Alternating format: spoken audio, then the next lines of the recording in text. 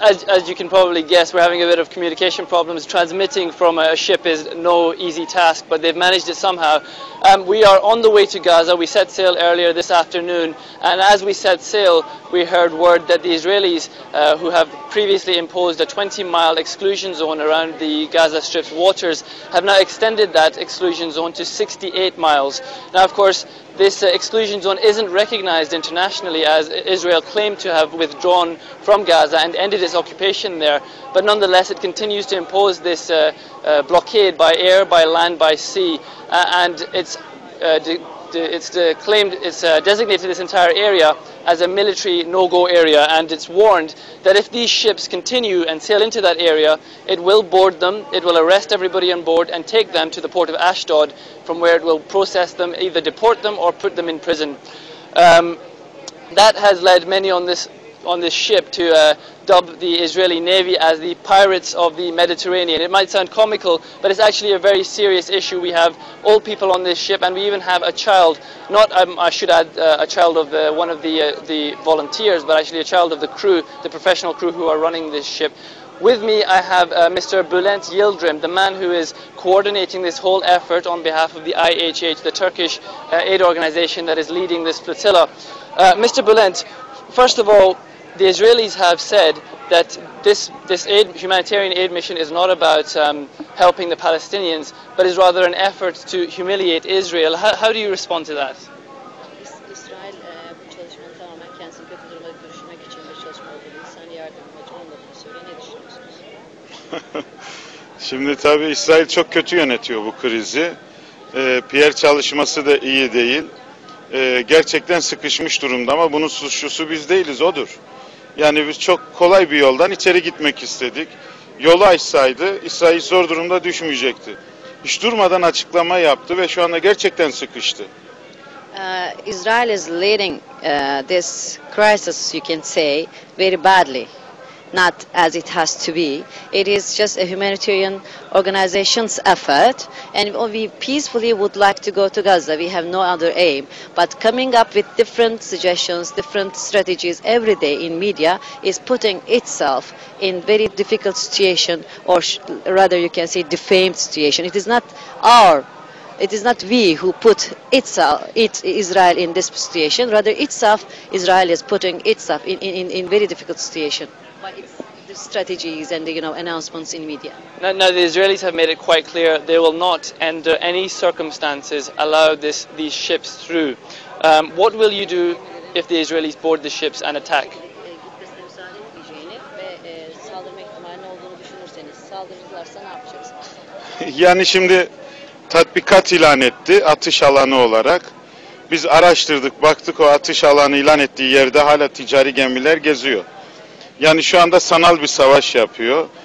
Ben bizi engelleyeceğini düşünmüyorum, ama engellemeye kalkarsa şu gördüğünüz bütün insanlar geleni geri gönderir. Çünkü burada herkes çok kararlı. First of all, let me tell you one thing.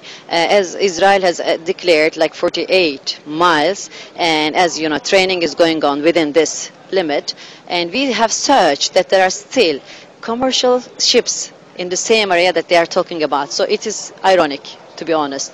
And secondly, people on the board are so motivated, and they are sure about what they want to do and why they are here on the ship with purpose to take the things to Gaza.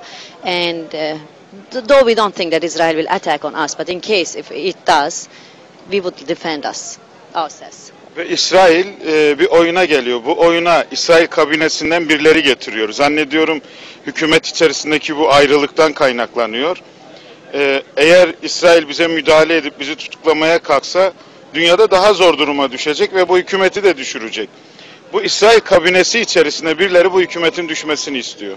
We believe that within the cabinet in Israel there are some differences, some conflicts going on, and there are some people playing a game against the government to put it in difficult situation. And I think Israel shouldn't listen to whatever is happening around. And if it attacks on us and arrests us, and that will put the government in a worse situation than now. Now, I just want to be completely clear about this. Are there any circumstances under which you will turn these ships around and head back? Herhangi bir ihtimali var mı gemileri geri döndürüp götürmeniz gibi bir ihtimal düşünüyor musunuz? Hayır hayır. Biz içeri gireceğiz. Allah'ın izniyle bütün dünya görecek ve bize o kadar çok destek var ki bu yol Gazze'ye çıkar. Never. We will never return our way back to Turkey or other destinations that we came from. We believe that we will go to Gaza and hand over all the aid that we are carrying. We have very good support from the people, not only on the boat, but thousands and thousands of the people from other places in the world. And there is no end. We will go to Gaza. Okay, thank you very much. Now, I should be clear here, this is not just a Turkish initiative. There are a number of organizations from 50 different countries involved. In fact, today we also loaded on 2 German members of parliament who are fully behind this flotilla and who have also said they will not turn back. On the other hand, the Israeli military has been flying drones overhead.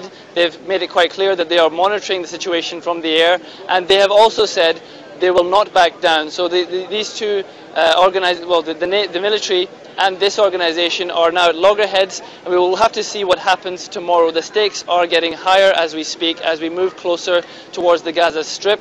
But the people here argue that the stakes are even higher for the Palestinians in the Gaza Strip, who have been under a siege for several years now, and if nothing is done soon, the situation could become quite dire.